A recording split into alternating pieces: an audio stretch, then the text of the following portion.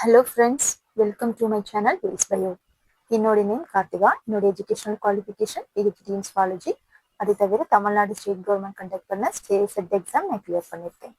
என்னோட இந்த channel start பண்ணதுக்கான முக்கிய காரணம் என்னன்னு பார்த்தீங்கன்னாக்கா பயாலஜியில் இருக்கிற பேசிக் அண்ட் இம்பார்ட்டன்ட் கான்செப்ட்ஸை இன்னும் கொஞ்சம் தெளிவாக கற்றுக்கிறதுக்காக தான்.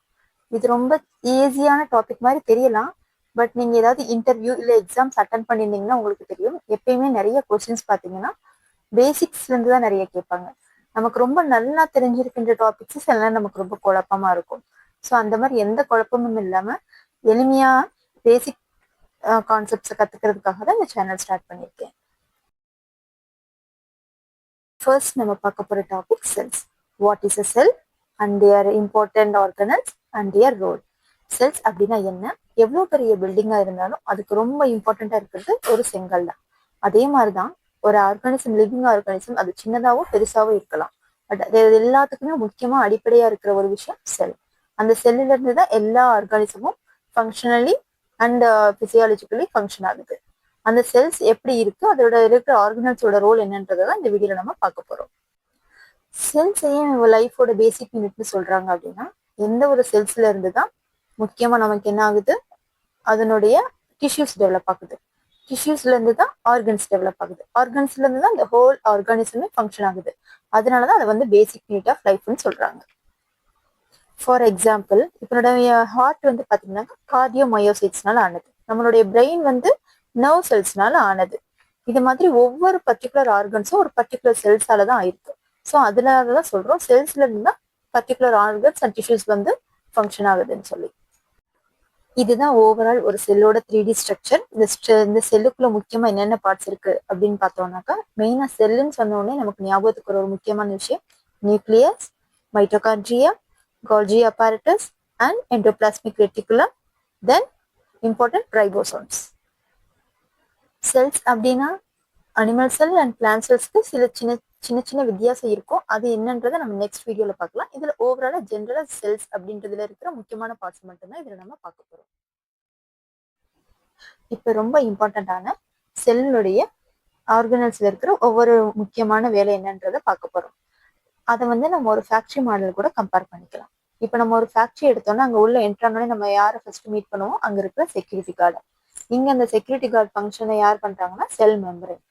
ஒன் செல் மெம்பரேன் கிராஸ் பண்ணதுக்கு அப்புறம் அங்க யார் இருப்பாங்க? நிறைய ஒர்க்கர்ஸ் இருப்பாங்க. அந்த ஒர்க்கர்ஸ் ரோல இங்க பிளே பண்றது ரைபோசோம். அதோடைய வேலை என்னது? புரோட்டீன் சிந்தசிஸ் பண்றது. லைக் ஒரு ஃபேக்டரிலயும் அதே தான். ஒர்க்கர்ஸ் எல்லாம் சேர்ந்து ஏதாவது ஒரு ப்ராடக்டை சிந்தசிஸ் பண்ணுவாங்க. ஒன்ஸ் அந்த ப்ராடக்ட் சிந்தசிஸ் ஆனதுக்கு அப்புறம் அதை ப்ராப்பரா பேக் பண்றதுக்கு இன்னொரு டிவிஷன் இருப்பாங்க. இங்க அந்த சிந்தசிஸ் ஆன புரோட்டீனை பேக்கேஜ் பண்றது யாருன்னா Golgi apparatus. Once the packaging process over ஆனதுக்கு அப்புறம் அதை என்ன பண்ணுவாங்க? டிரான்ஸ்போர்ட் பண்ணுவாங்க. வேற வேற இடத்துக்கு சிந்தசிஸ் பண்ண ப்ராடக்ட்டை டிரான்ஸ்போர்ட் பண்ணுவாங்க. அதே தான் இங்கேயும். இங்க அந்த டிரான்ஸ்போர்ட் ஃபங்க்ஷனை பிளே பண்றது endoplasmic reticulum, especially rough surface endoplasmic reticulum. ஏன்னா அங்கதான் ரைபோசோம்ஸ் இருக்கும். ஸ்மூத் எண்டோபிளாஸ்மிக் ரெட்டிகுலம்ல லிப்பிட் சிந்தசிஸ் நடக்கும். அங்க ரைபோசோம் இருக்காது. அதனாலதான் அது வந்து ஸ்மூத் எண்டோபிளாஸ்மிக் ரெட்டிகுலம்னு சொல்றோம். ஒன்ஸ் அது வந்து டிரான்ஸ்போர்ட் ஆயிடுச்சு, எல்லாமே டிஸ்ட்ரிபியூட் பண்ணிட்டாங்க. பட் இந்த ஃபங்க்ஷன்லாம் நடக்கிறதுக்கு நமக்கு முக்கியமா என்ன தேவை? ஒரு எனர்ஜி தேவை. அந்த பவர் ஹவுஸ் எனர்ஜியா இருக்கிறது யாருன்னா மைட்டோகாண்ட்ரியா.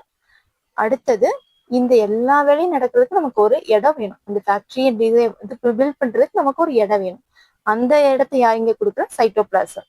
அதுதான் வந்து எல்லா செல் ஆர்கனல்ஸும் சைட்டோபிளாசம்ல தான் அசம்பிள் ஆகி இருக்கும். இப்ப எல்லாத்துக்கூட ரொம்ப ஹெட் யாரு? ஒரு ஃபேக்டரி மேனேஜர். இங்க நம்ம செல்லோட பாஸ் யாரு? நம்மளோட நியூக்ளியஸ். ஏன்னா அதுலதான் குரோமோசோம், DNA எல்லாமே இருக்கு. அதுல இருந்துதான் செல்ஸ்க்கான எல்லா சிக்னல்ஸுமே வந்து வெளியேறுது. ஸோ அந்த ஃபேக்டரியோட மேனேஜர் எப்படி அந்த ஹோல் ஃபேக்டரியை கண்ட்ரோல் பண்றாரோ, ஹோல் செல்ல கண்ட்ரோல் பண்றது நியூக்ளியஸ். பிளான்ட் செல்ல ஒரு 2 பார்ட் அடிஷனலா இருக்கும், குளோரோபிளாஸ்ட் அண்ட் வேக்யூல். குளோரோபிளாஸ்டோட வேலை என்னன்றது நமக்கே தெரியும், போட்டோசிந்தசிஸ் பண்றது. வேக்யூலோட ரோல் வந்து ஃபுட்டை வந்து ஸ்டோர் பண்றது. இந்த 2 பார்ட்டும் அனிமல் செல்ல இருக்காது. இப்போ ஒரு சின்ன ரீகப் பார்த்துடலாமா? நம்ம செல்லோட செக்யூரிட்டி கார்டு யாரு? Cell membrane. புரோட்டீன் சிந்தசிஸ் பண்றது ரைபோசோம். சிந்தசிஸ் பண்ண புரோட்டீனை வந்து பேக்கேஜ் பண்றது கோல்ஜி apparatus. அதை டிரான்ஸ்போர்ட் பண்றது எண்டோபிளாஸ்மிக் ரெட்டிகுலம். இந்த எல்லா ப்ராசஸ் நடக்கிறதுக்கான எனர்ஜியை கொடுக்குற ஆள் வந்து mitochondria. This is a power house of the cell. And இந்த எல்லா செல் ஆர்கனல்ஸும் அசெம்பிள் ஆகி இருக்கிறது சைட்டோபிளாசத்துல. இந்த ஓவரால் செல் ஃபங்க்ஷனை கண்ட்ரோல் பண்றது nucleus.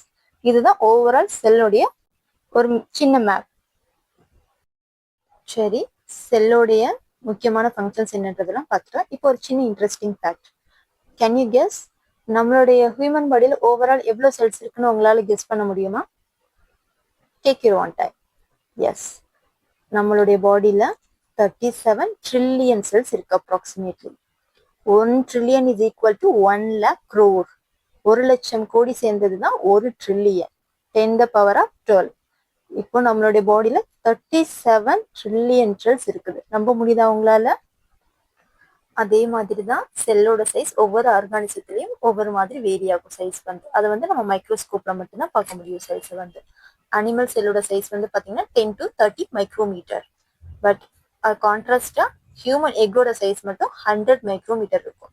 It's very very interesting. இவ்வளோ நேரம் பொறுமையாக அந்த வீடியோ பார்த்தது ஒவ்வொருத்தருக்கும் ரொம்ப நன்றி. கண்டிப்பாக உங்களுக்கு யூஸ்ஃபுல்லாக இருக்கும்னு நினைக்கிறேன். உங்களுக்கு இந்த வீடியோ பிடிச்சிருந்ததுன்னா உங்களோட ஃப்ரெண்ட்ஸ்க்கு ஷேர் பண்ணுங்கள், சப்ஸ்கிரைப் பண்ணுங்கள். என்ன மாதிரியான டாபிக்ஸ் எடுக்கலான்ற ஐடியாஸ் இருந்தால் அதையும் நீங்களே கமெண்ட் பண்ணுங்கள். கண்டிப்பாக அந்த வீடியோஸையும் நம்ம பார்க்கலாம். Thank you one and all. Thanks for your patience and listening.